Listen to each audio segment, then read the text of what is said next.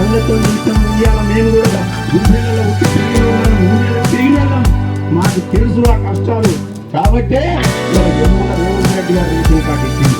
Ration card ఇచ్చినాక ration కార్డుతో పాటు 6 కిలోల బియ్యం ఇచ్చిండు. 6 కిలోల బియ్యం మామూలు ఇచ్చిండు. అమ్మ సన్న బియ్యం ఇచ్చిండా ఇయ్యలేదా? సన్న బియ్యంతోనే మా ఆడపడుతులు పిల్లలకు మనమలకు మనమరాళ్లకు అన్నం తినిపించేటప్పుడు వాళ్ళ కడుపు నిండా అన్నం తింటుంటే మీ పొగల్లో సంతోషంగా అనిపిస్తుందా? కానీ కేసీఆర్ ఏం చేసిందమ్మా, 10 ఏళ్ళల్లో నా బిడ్డ నీ ఇంటికో నీ బిడ్డ నా ఇంటికో కోడలు చేస్తే వాళ్ళ పేర్లు ఎక్కినాయా? ఎక్కిన పాపాన ఉన్నాయి. ఈ ఏడాదిలో 2 నెలల్లో 3 నెలలు అంటే కడుపులో కాయ ఊరుతుందా? 6 నెలల కోరుకోవాలని చెప్పి చాలా మంది పోటీ చేయడానికి నిరాకరించింది. ఇక రాండ్రా మేము బాగా దోచుకున్నాం, ఒక్కొక్కరికి 30-40 లక్షల రూపాయలు ఇస్తా పోటీ చేయరా అని చెప్పి దండం పెట్టి దౌడలు పట్టుకొని ఒకేసారి ఇప్పుడు ఈడ ఒక 2 లక్షల ఇళ్ళు అవసరం ఉంది అనుకో. 2 లక్షల ఇళ్ళు కట్టాలంటే దాదాపు 10,000 కోట్లు రావాలి.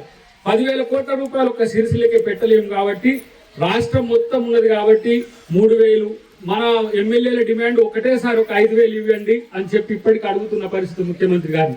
కాబట్టి రేపు ఇండ్లు ఇవ్వడమే కాదు, రేపు ఎవరైతే ఆడబిడ్డలు ఉంటారో, ఎవరైతే చదువుకునే పిల్లలు ఉంటారో వాళ్ళకి స్పెషల్గా ఏవైతే ఇప్పుడు కాన్సెప్ట్ స్కూల్స్ వచ్చినాయో మహిళల యొక్క చదువు విద్యను పెంచే ప్రయత్నం కూడా ఈరోజు ముఖ్యమంత్రి గారు చేస్తున్నారు.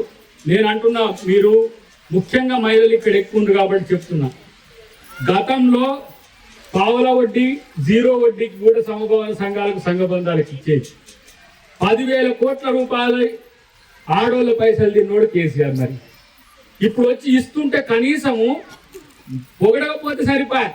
మీరు మహిళలకు ఏం చేస్తున్నారు, మహిళలకు ఏం చేస్తున్నారని చెప్తే ఇలా రేషన్ కార్డులు ఇస్తే ఎవరికి ఉపయోగం అవుతున్నది? ఇలా మీకు ప్రతి ఒక్కరికి కూడా రేషన్ కార్డులు ఇస్తే నిజంగా సన్న బియ్యం గురించి చాలా మంది పేదలు చెప్తుంటే నిజంగా గుండె తరుక్కపోతుంది. ఎన్ని రోజులు ఆయా మేము తిండి సంవత్సరానికి 50,000 కోట్ల రూపాయలు ఇలా మనము అప్పు వడ్డీ కడుతున్నాం.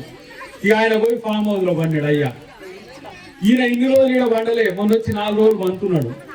నేను అంటున్న మున్సిపాలిటీలో మీరు గెలిపిస్తే మున్సిపాలిటీ చైర్మన్ కాంగ్రెస్ పార్టీ నాయకుడు అయితే మీరు అడిగే కోరికలన్నీ మేముండి దగ్గరికి వచ్చి చేర్పించే బాధ్యత మేము తీసుకుంటాము.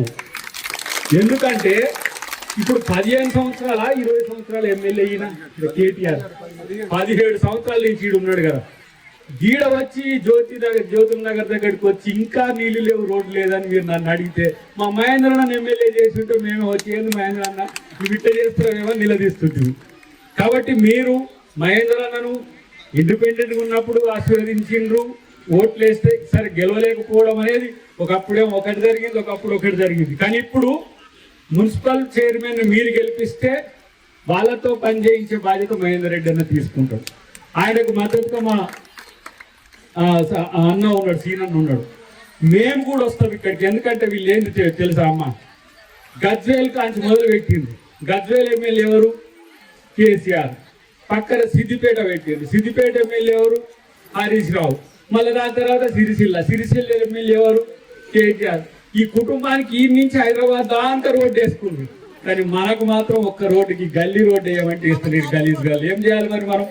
కాబట్టి రేవంత్ రెడ్డి గారు మహిళల పట్ల ఉండే కమిట్మెంట్ నేనేదో మీకు చెప్పాల్సిన అవసరం లేదు. కానీ చాలా మంది ఇవ్వాలనే ఆలోచన ఎందుకు వీళ్ళకి 10 సంవత్సరాలు రాలేదో మనం ఆలోచించాల్సిన అవసరం. అదంతా రాజకీయం. కానీ ఇక్కడ కేటీఆర్ మీకు ఎమ్మెల్యే, మీ సమస్యలకు కారణం ఎవరు అంటే కేటీఆర్.